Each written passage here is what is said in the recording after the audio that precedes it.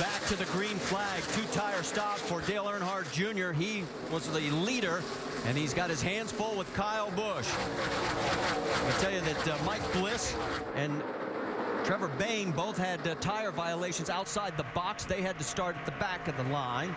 Also, 3 cars that we know of are out. Byers, Yaley, and Green behind the wall. Okay, this two.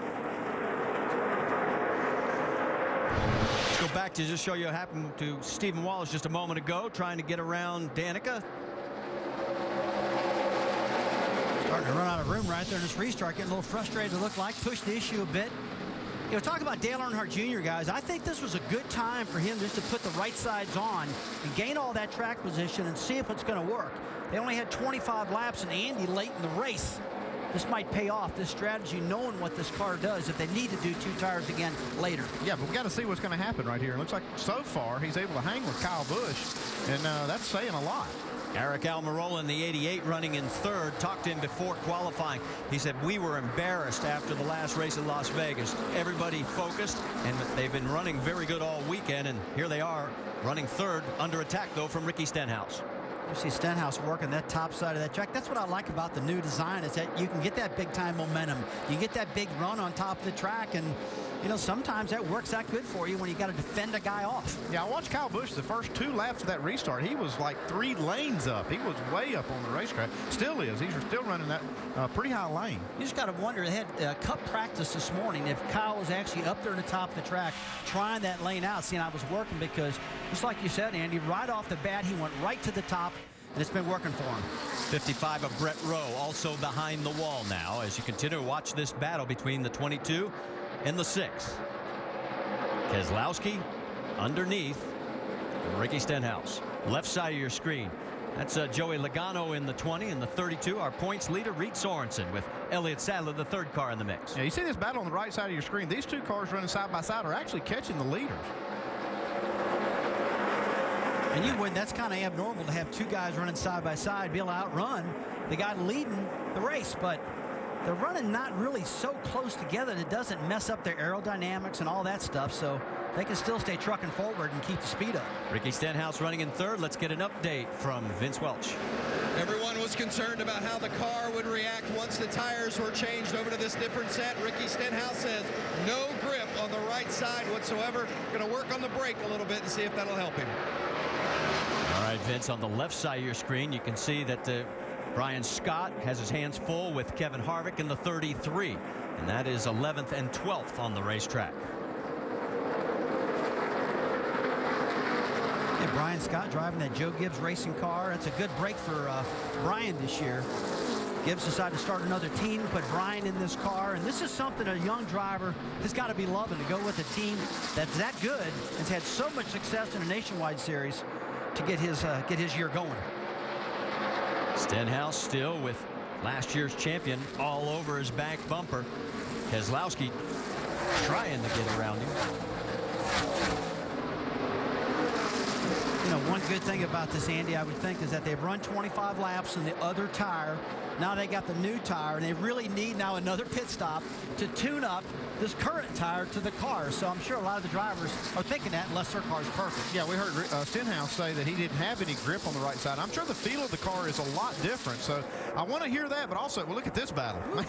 Man, Logano and Allgaier going at it. Yeah, Joey got loose and almost got into the 31 of Justin Allgaier. Well, like I said, I want to hear this feedback we're hearing from Stenhouse, but his car is really good. He just took 2nd place. He's catching Kyle Busch. I want to get him back in the saddle. Say, hey, man, I know it feels different, but this car's running. You know, that's a great point, because there's been so many times when I've been driving, I'm going, man, this car feels terrible. And a crew chief like you would come across the race and say, hey, man, you're out running. Everybody calm down. I know it's bad for you. It must really be bad for those guys. Well, Ricky Stenhouse Jr. is on the march. He is closing in on race leader Kyle Busch. We'll find out if he catches him. We'll step aside just for a few moments here at the world's fastest half mile.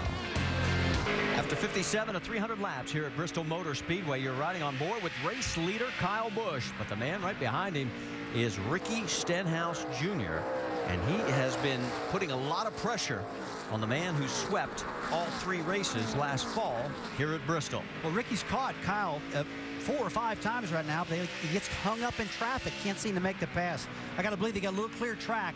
He's going to get around Kyle.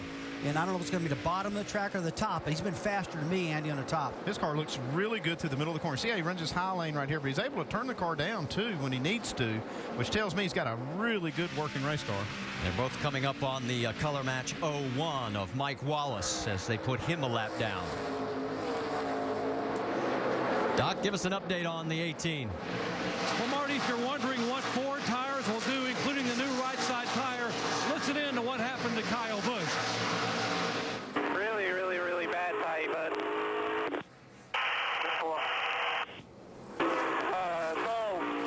it's especially center, but it's entry to center. Now, Kyle had said before the race he thought the flexible sidewall on the new right side tire might make it looser. But Jason Ratcliffe, the crew chief, said, yeah, with the added stagger, the huge stagger change, it's probably going to make us very tight. I think Jason Ratcliffe was right. Right now, it's Kyle very tight in the middle of the corner. And Doc, to follow up, talking to Jason earlier this morning, he was saying, I want a long run on this first change. I want to see what I've got, and it looks like he's getting it right now. Yeah, he knows now what he needs to do to his car. And we heard Jimmy Elledge talk just before the race started that he felt like that this tire was going to be tighter, and it's proven out that he's right because we're hearing that from Kyle Busch. But Stenhouse, man, his car still looks really good to me through the middle of the corner. You know, a car putting tires on and turning the car to make it tighter is really not a bad thing, especially if you're the guy that's got a really loose car with the original set of tires. This tire change could actually just fix your car, maybe something you couldn't have fixed yourself before. These two holding station right now. As let's go back further in the field, and you can see that the 20 of Joey Logano. Here comes the 33 of Kevin Harvick. That is 11th and 12th on the racetrack. The 05 of Willie Allen, who has his career best finish here 1 year ago at this race, coming home 11th. He is the man in the 05 getting past and put a lap down.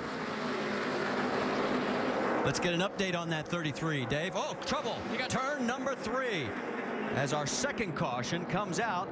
And you can see there's damage on the 16 and also the 23 of Robert Richardson. It looks like Richardson got the worst of it. Trevor Bayne's got it some was coming damage straight too. out the back. It wasn't coming out the exhaust filter. It was straight out the back. It looked like he was losing some fluid big time, and you see right here, Trevor Bayne did get a lot of damage. Yeah, they've run about 40 laps since that tire change, guys, so this is a good time to come down and just on these cars if they're not handling with this tire Get in change. here right now. We'll get in here, get right side tires on, get everything clearance, guys. Have that patch ready for the race. I see a lot of water on the track. I don't know if he lost a water hose or something. This car of Richardson. See it right there. Yeah. Let's go back and take another look. See right there, the fluid coming out of the car going into turn 3. And there's Trevor Bayne right in that fluid, goes up and slams the wall right behind him. It almost looks like a water hose broke off that car, Andy, That's what or it looks something like that. You see Trevor Bayne, he's working on the outside of Danica Patrick. He's got nowhere to go. He's got to run right through that fluid, and you can see, man, that's a tough break. He actually got the front right, too. Take a look from on board. Yeah, look at the fluid. Back it down. Once spun right in the middle of the track, easy. No chance. I hurt the car pretty bad there. The oil was everywhere. Remember the feature piece we had at the beginning when he was singing he was at the car wash? That's what it looked like right there. A bad break for Trevor Bayne. Dave, you got more on the 16? Just alignment, Marty, obviously on the right-hand side of that car. They decided to just quickly put 2 right side tires on, then they'll come back and assess further alignment issues on that 16. Yeah, they're going to have a few problems there because that was a pretty hard lick, and they've been, I'm sure, all the steering parts, probably the trailing arm rear suspension parts.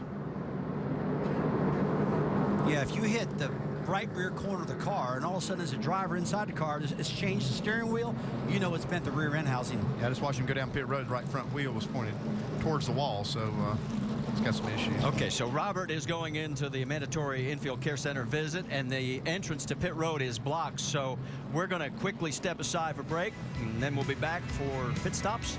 Stay with us. Our race lead right now is held by the 18 of Kyle Busch after 69 of 300 laps.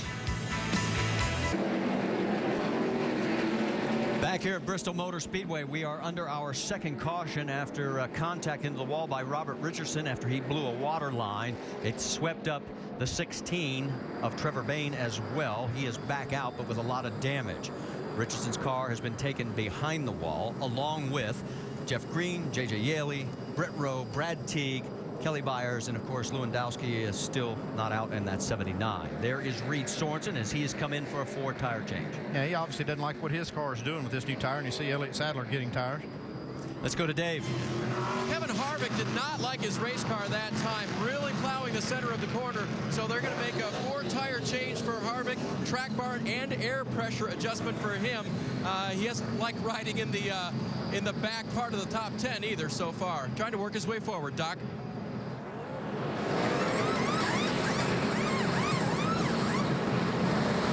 Casey Kane also in. As you can see, they are going for 4 tires. Well, they're giving up a lot of track position to make these pit stops, but if you don't like your car, you need to get it fixed as soon as possible so you have a lot of race to make up this track position. Because if it's not right, all you're going to do is just keep going back. Yeah, I totally agree with you, Andy. You see some of the guys are pretty happy with their car. They stayed out. But the ones that weren't, I mean, they want to get it fixed now. It's a long race yet to go. Get this thing fixed instead of going out there running slower than you need to be and trying to drive an ill-handling car. All right, let's tell you that Josh Wise in the 39 will get the lucky dog. He will come around and get us 25 cars back on the lead lap. Right now, it's Kyle Busch in front of Ricky Stenhouse, Brad Keselowski. That's your top 3 here at Bristol.